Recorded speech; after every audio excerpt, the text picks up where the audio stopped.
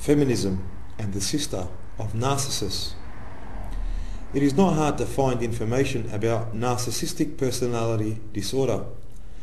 There is an abundant amount of information all over the internet regarding this disorder. One can even turn to the Diagnostic Statistical Manual as well. What is narcissistic personality disorder? The characteristical traits of this disorder are grandiosity, self-entitlement, lack of or zero empathy, requires excessive admiration, is exploitative of others, believes that he or she is extra special or extra unique, etc. What are the similarities between narcissistic personality disorder and the traits of females that consider themselves today's feminists and females in general? For the sake of time, I will call narcissistic personality disorder simply NPD. When critically looked at and observed, one will quickly notice that feminists have all the traits of NPD. These females are extremely grandiose and lack empathy to the point that makes you wonder if they have any empathy at all. These are the same people that will laugh in the face of men that have had their male genitalia cut off and disposed just because of the fact that the male wanted to file for divorce. Feminists are extremely exploitative not only of men but also of their own kind. They exaggerate statistics and actual events in order that they change laws that suit females to better their own agenda. Feminists exploit others in a cruel and cynical fashion for profit and advantage. Narcissus belongs to a Greek myth where a male by the name of Narcissus looked into his own reflection and fell in love with himself. He couldn't take his eyes off the reflection of himself to the point that he died. But in today's so-called modern world, who wears makeup? Who spends many hours in front of a mirror, blow-drying their hair, fixing their eyebrows, pedicures, manicures, tanning booths, etc.? Whatever happened to the Sister of Narcissus? Why didn't anybody talk about her? The Sister of Narcissus did not die. She is alive. She is all around you.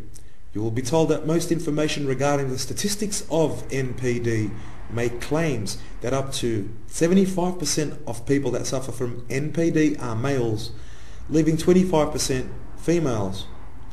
But NPD is extremely hard to diagnose due to the fact that most subjects that suffer from this pathological disorder simply won't admit to true feelings and true thought.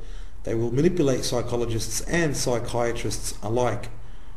So I ask the question, how did the figure of 75% to 25% ever come to be?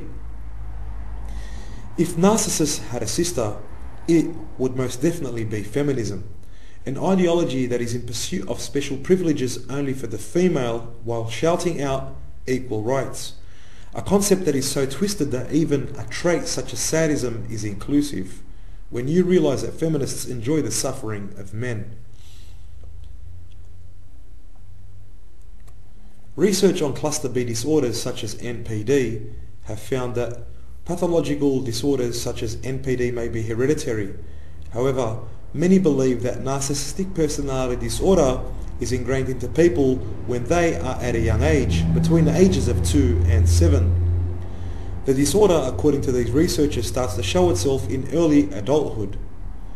It is suggested that NPD is caused by one of two things: either being treated too nice and overly loving, excessive pampering and admiration at an early age. In other words, everything is given to the subject on a silver platter without any work or effort at an early age, or pretty much the complete total opposite, whereas the subject is neglected and is constantly abused at an early age. It should not be difficult to pinpoint which one of these two extremes is the cause of today's third wave feminism and its collective oppressive treatment of men in the so-called modern world of today. You see, there is information out there that is constantly overlooked. It is information regarding social engineering. What I have done in this video is give you the name of the pathological disorder first. I then gave you the traits or symptoms of this disorder, and then I gave you the causes. If you look at this in a reverse fashion, then one can automatically realize that government has the ability to give one particular gender certain privileges that end up causing the NPD effect or even disorder for that matter. They know what causes NPD, so they work on causing it. Social engineering is not a new thing. Eugenics may ring a bell.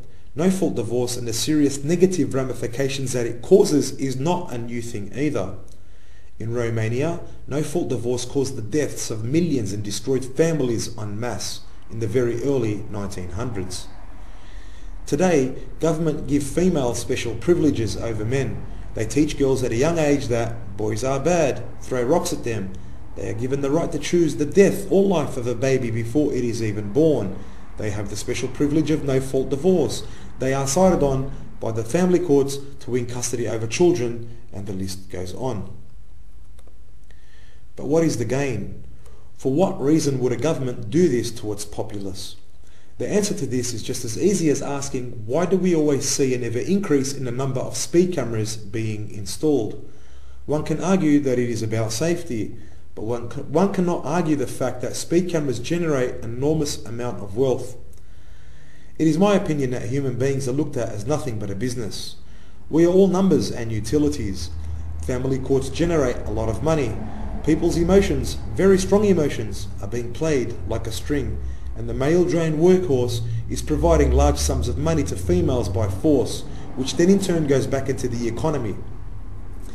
Therefore, the interest lies in the government to prop up its economy at the cost of men's lives and labour. It should be noted that over 75% of advertising is targeted at females. The word feminist is not a neutral word. It does not sit in the middle, is not balanced. It is a word that leans toward females, therefore it is not equal.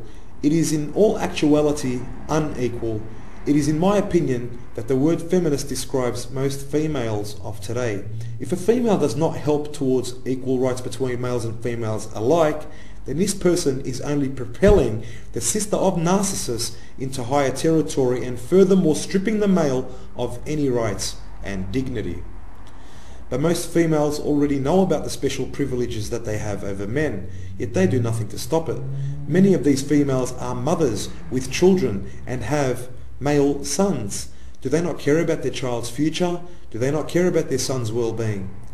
You see, people that suffer from NPD actually do not care about anything but themselves. They use everyone and anything as nothing but a mere utility. Many psychologists and psychiatrists call this objectification. Even their own children are nothing but mere objects that they use for gain. And gain they do, all the way up until the child is no longer dependent on the mother, whereas the mother no longer receives government benefits to so-called care for the child. This is where the mother devalues her own child or children and turns on her child, who is now a very young adult. Is it no surprise that single mothers produce the highest rate of children that end up in jail? The Sister of Narcissus is all around you. She may come in the form of a feminist, she may come in the form of a stranger, but know one thing, that as long as males are not receiving help from females to better the situation of the oppressed male, then females in general are assisting the Sister of Narcissus in oppressing males, for they are not doing anything to stop the suffering of men and or their own children. The biggest enemy to the Sister of Narcissus is a man going his own way and MGTOW. Men going their own way know that the Sister of Narcissus is nothing but an inflated ego walking on legs. A MGTOW may not be afraid to tell it like it is, which is telling the truth to these people with their inflated egos, all gained by the destruction and oppression of men and children. Narcissus died in the Greek myth a long time ago. His sister has been walking around proudly without a care in the world for anyone's well-being. MGTOW is here. His sister is afraid, very afraid. She knows that you know the secrets about her inner child that hides in a larger body. A child that is afraid to come out and be honest and sensible, running away from the truth. It is though the beautiful rays of truth have caused sunburn.